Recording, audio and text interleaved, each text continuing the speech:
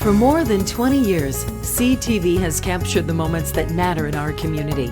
From our studios in St. Clair, you're watching Focus with Paul Dingeman. Well, welcome back to the Focus program. Paul Dingeman here. Nice to see you. Glad you are along. Almost the end of May 2020, and that's a big sigh of relief for a lot of people across the countryside. And you know, we're looking forward to the rest of the summer, see what happens. It's been really a fun, crazy year so far. Joining us is our two very important people in the community, the two principals of Marine City High School and St. Clair High School, Sherry Becker and Ron Miller. Welcome, both of you, to the Focus program. Thank you, Paul. Thanks, Paul. Happy to be with you. If we want to talk for a second before we talk about graduation 2020, talk to me about the end of March when you closed schools and what's been going on since then. I know you guys have both been really, really busy. Well, it's definitely not the way we wanted to end it for anybody. It was a quick end. Unfortunately, we got word on Monday prior to closing that there was a possibility that this might happen, and then 2 days later. So definitely not your typical end of the year. No, absolutely not. And a shock to everybody. And Ron, you probably had similar circumstance? Oh, there's no doubt. I mean, we had the bond issue passage on Tuesday, and the next day we begin making contingency plans for the prospect of school being closed for a brief period of time, and then that transitions to the executive order closing the building for the rest of the school year, and then devising a plan for instruction moving forward. There've been lots of activity. I've had a very busy spring. Lots more gray hair. So, right. Well, you and I don't need much more gray hair. No, sir. No, sir. So, the plans for September of 2020 are still being developed, right? You guys don't have any concrete things to discuss at this point. I wouldn't say that, and I don't mean to interrupt, Sherry. I apologize, but I don't think anybody, no school has an absolute plan. I think a couple school districts have taken the risk of saying this is what we think it's going to look like in the fall. There are just a lot of unknowns right now, and we're making preparations for some sort of instruction in the fall. Try to make it as normal as possible, but I think that we're all prepared for things to look a little bit differently. I don't know, Sherry, add your 2 cents if you would. Yeah, unfortunately, we're still in the mode that everything's changing quickly with us. As much as we plan, you know, another executive order rolls out and we have to change our plans up. So it's just ever changing right now. And unfortunately, at this point, we don't know what the fall is going to look like. We have high hopes of being back in the building, but nothing's for sure at this point. And that affects everything. It affects obviously what's going to happen in the classrooms, but also on all the athletic fields, the swimming pools, et cetera, et cetera. All that stuff is still waiting for some direction. Correct. Yes. There's a lot of planning into making a school function. And I think that we've done a good job of making it look reasonably effortless, but I can assure you that is not the case. So we appreciate everybody's patience and grace as we try to unfurl the conclusion of this school year, and then as well as the plans for the upcoming fall. Well, let's talk about a certain class called the Class of 2020. They will have something, obviously, to remember forever because they didn't have a normal graduation. Let's get into that. You guys have done some tremendous planning, and tell us about it. Well, unfortunately, this class has lost out on a lot of key milestones. Prom, their honors convocation. For Marine City, we held what's called the Oscars, which is going to be videoed and released pretty soon. And we have spent hours trying to plan something. A month ago, we didn't even know if we were going to be able to have anything for these kids. And this isn't like our first, second, or third plan. We're on 4 or 5 as far as trying to make something happen for these kids to honor and celebrate this great group of kids we have at both ends. So as we've been watching the executive orders roll out, we have to be very conscious of the restrictions it puts on our school districts. And that's how we ended up with our current plan that we are going to celebrate our kids on June 11th and 12th with. Okay. Ron? Go ahead. Yeah, each of the high schools is going to follow a similar plan moving forward. We're going to be using East China Stadium. It's really not a spectator event. However, we are trying to include as many family members and guests as we can. I see a diagram up on the screen right now. We put together these maps, tried to make them school appropriate with colors. I think we've got the Marine City version up in front of us, which is totally fine. But as you can see, if you're looking at East China Stadium, the cars, 2 per student are allowed. Each of these students have their families have registered for an arrival time because we're restricted to the number of people that can be present at any one time. And we also want to make this a safe and orderly and efficient event so that the focus can be on the student and the graduate as opposed to taking care of the details of getting people in and out. So you can see the flow of the cars entering East China Stadium, kind of transferring, using the walking path to the county showmobile, which you've seen in both communities on several occasions for big events. That's where our students will cross the stage and receive their diploma cover, and they may turn their tassel depending on what the final decisions are.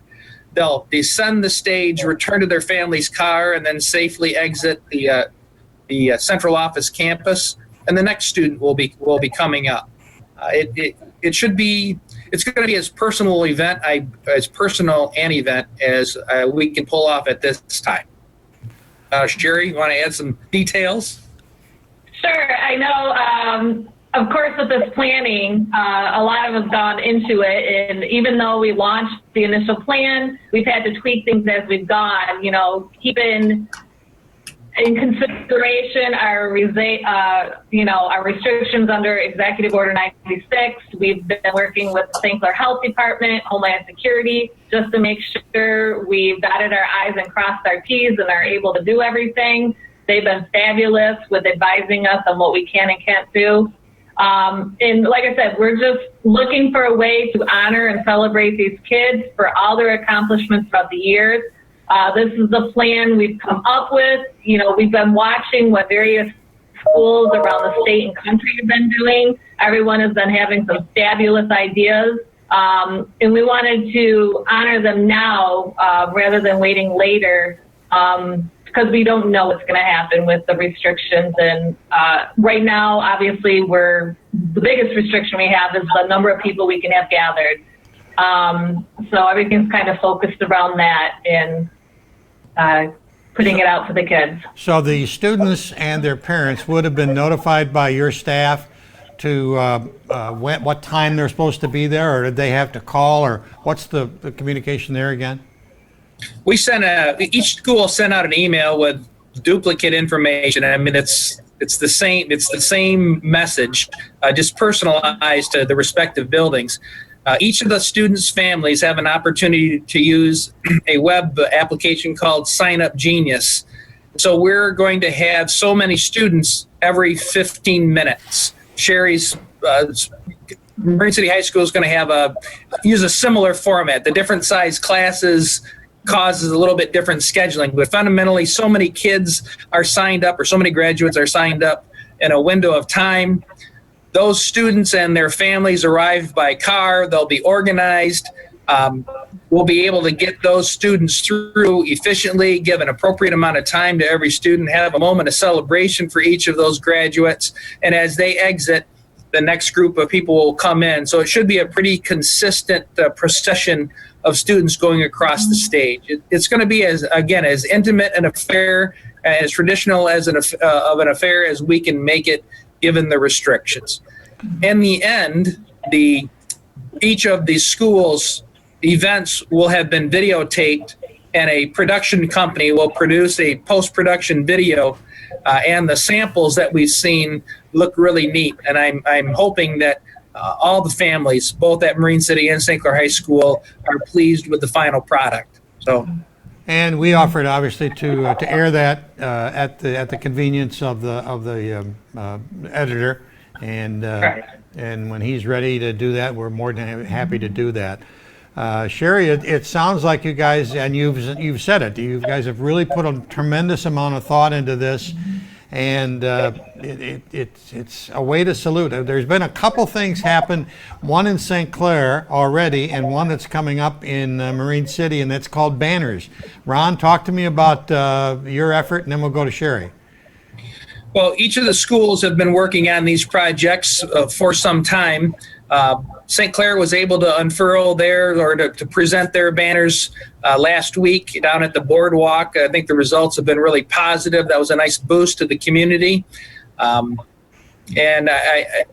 we needed to have something, and I think that was the right thing at the right time. And I'm glad that Sherry and the Marine City community will be able to celebrate their students in a similar fashion. She can share those details.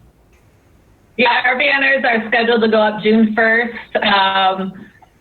All three high schools in East China, Riverview, St. Clair, and Marine City, were working on this banner idea when the senior all-night party approached me. They wanted to do this for our kids, so I let them take it over. They've done a fabulous job. The banners look great. They'll be going up June 1st. Ours will be hung up around the poles in the city. So the kids will be kind of spread out around town. And then I know also, Paul, that both the parent groups have organized a parade for the kids, and just another aspect to celebrate our kids at both ends. Well, let me take my hat off to both of you and all the efforts that everybody's been putting on. It's emotional. It really is. It is. Yeah, very. It is. No doubt. Got me choking up. It's not your normal celebration, which we would have both loved to have done, but it's what we can do, in our circumstances. Nothing's been normal this spring. Well, we thank you both for your efforts and salute you, and have the St. Clair High School's celebration is on the 11th Yes. of June, and Marine City High Schools is on the 12th. And as I said, if we get a video copy of the performance, we'll be happy to run that here on CTV. Thanks both of you for coming on, and have a great summer. Thanks.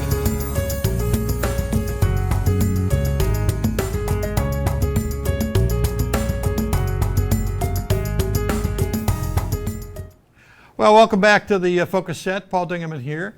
There have been lots of gloom and doom and stuff going through the newspapers and radio and television for the last few months. Well, there's one bright spot, and that happens to be here in St. Clair with a new budget. And you'd never think that a budget would be a bright spot. But joining us today on Focus is the new superintendent of the city of St. Clair, Warren Rowthe. Nice to see you there, sir. Welcome. Yeah. Yes, thanks for having me today, Paul. And I want to highlight something that you've been working on for months, and that's called the fiscal budget. Normally that's a pretty dry subject, but you've got a pretty unique thing here in St. Clair in the fact that you have to have it approved by May 30th, but it doesn't go into effect until October.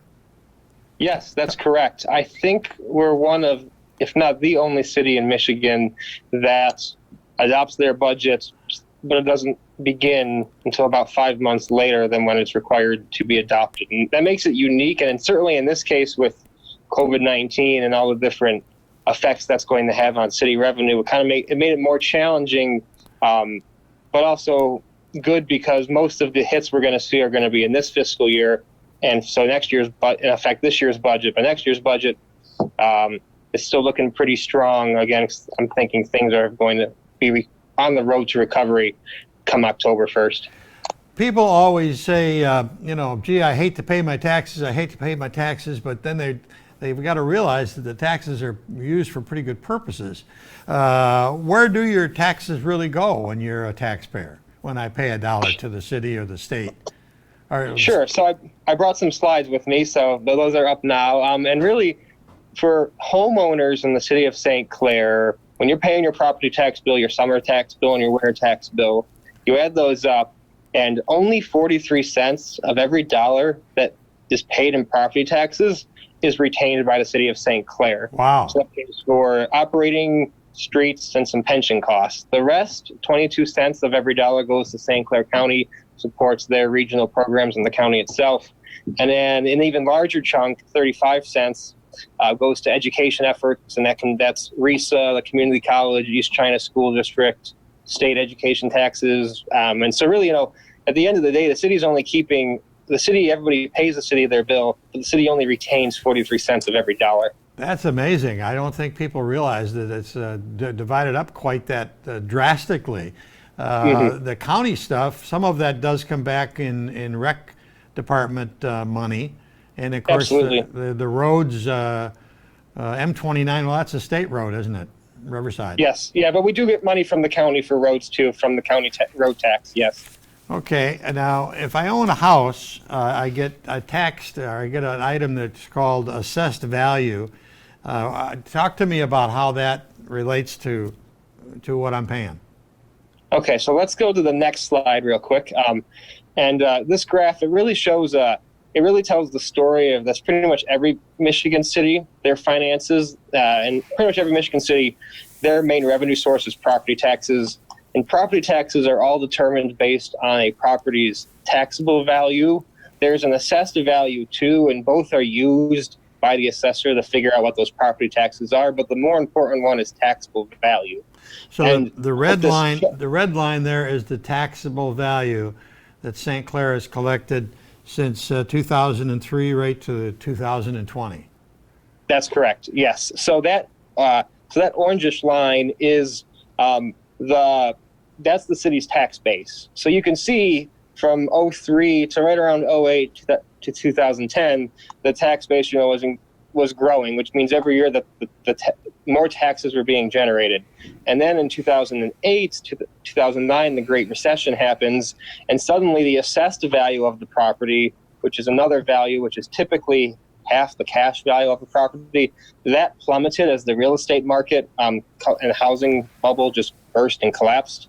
And that dragged down taxable values, or in other words, it dragged down the city's tax base, which means if you owned your home before 2008 and you still own that same home today, it's very likely that you pay less taxes to the city of St. Clair, at least, than you did almost 12 years ago. Wow, that's amazing.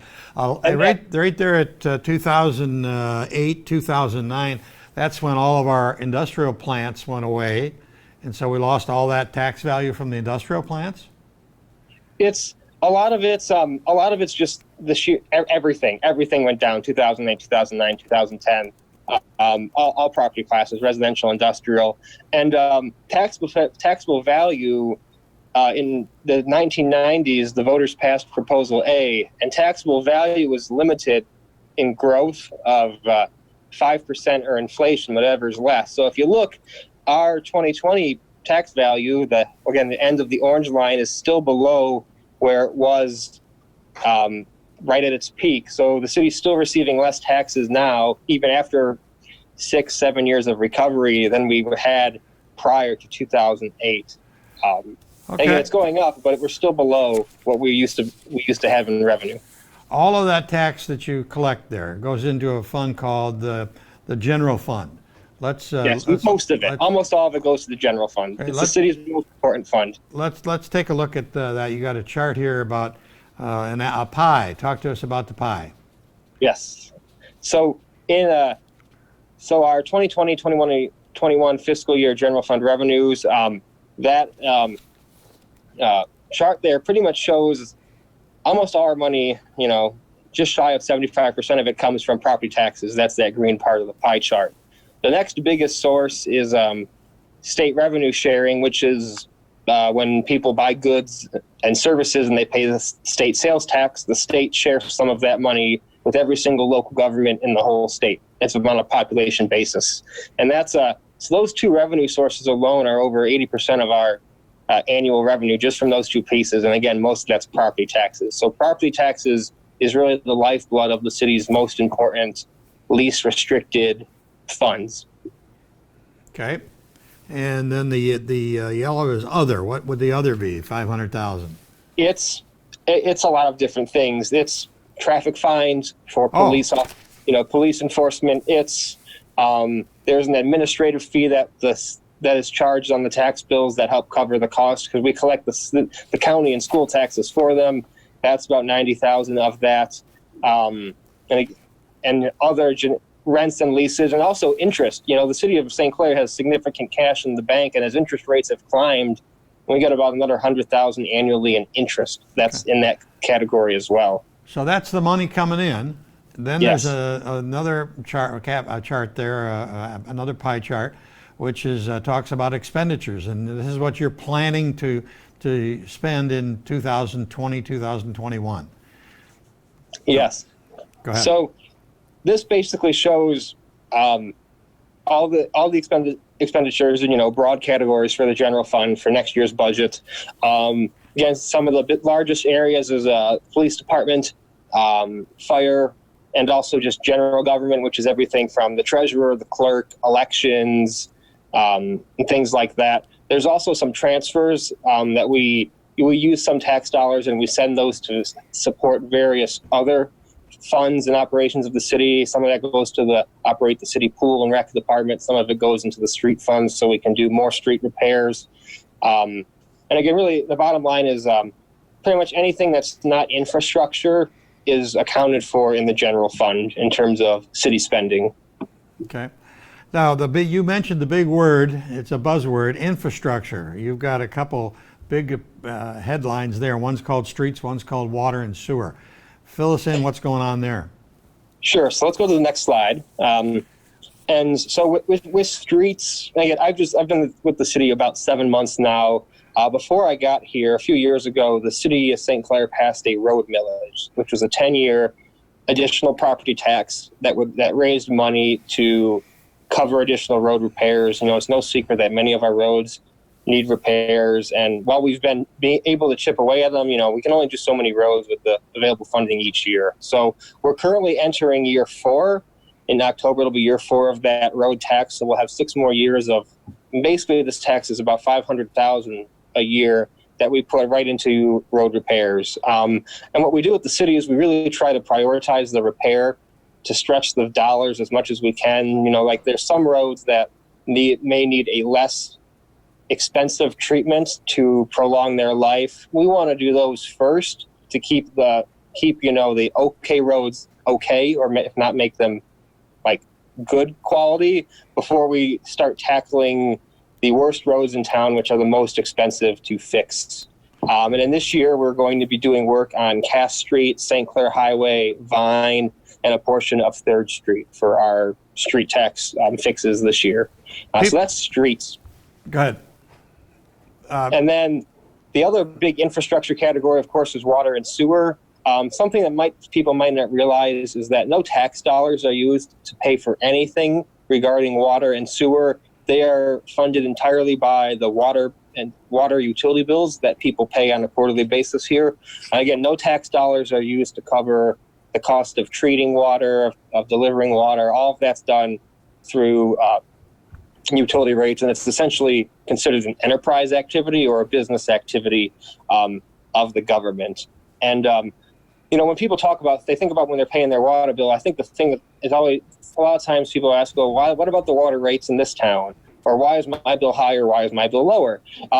Each community has a different system. They have a different number of employees, a different number of miles of water main, a different daily demand of how many million gallons of water do we need to make a day. So every community's systems needs are different, which means the financial needs of each community are going to be different. So it's really not something you can compare.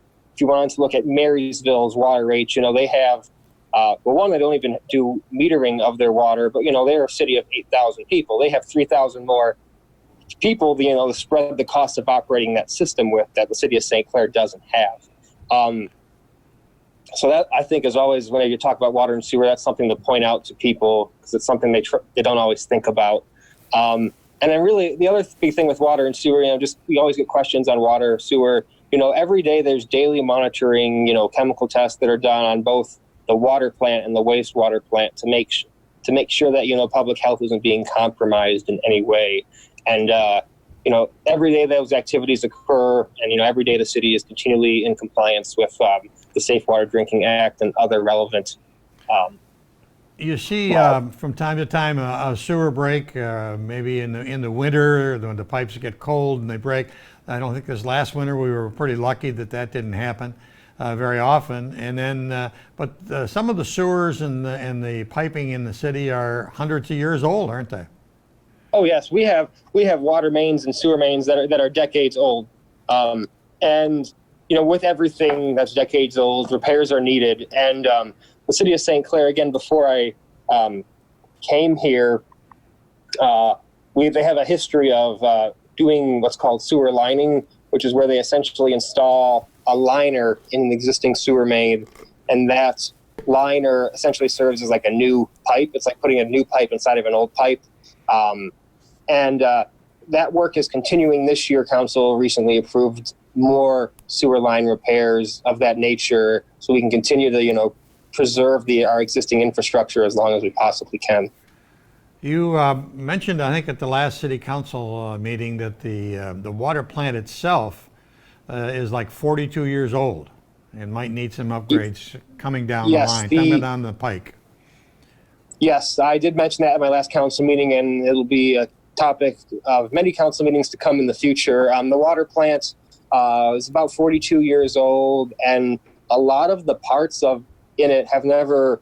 They're past their useful lifespan. It's a factory. It creates 2-3 million gallons of water a day. Takes from the St. Clair River, cleans it, sends it to the homes and businesses. And again, if you think at factories, like for example, a Ford plant will have had its electrical components, its plumbing components, all the things that allow the factory to work have been updated. And it's really, and again, nothing's falling apart, but in order to make this water plant last another 42 years, there's going to be major work that's going to need to be done to just, again, improve things like the electrical components, the ability of the operators to control the system from a computer versus running around the plant and opening valves up manually. It's things like that are going to allow us to continue to provide safe, clean drinking water, again, for not just 5 years from now, but we're looking 40 years out. We need to make this thing last. And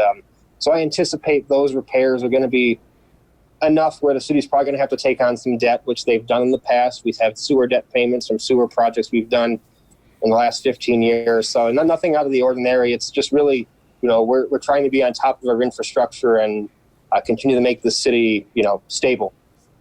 Well, I'm glad you're on top of it. We're glad you're here and looking over all those numbers. It's very confusing and pretty dull, boring to a lot of people, but I get a kick out of you. You're into numbers, which is great.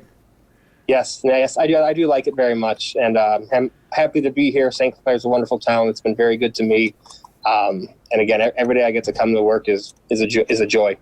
We're glad you're here. Well, thanks, Warren, and that'll be about it for this edition of the Focus program. Thanks very much for tuning in. Till next time, I'm Paul Dingeman. See you soon.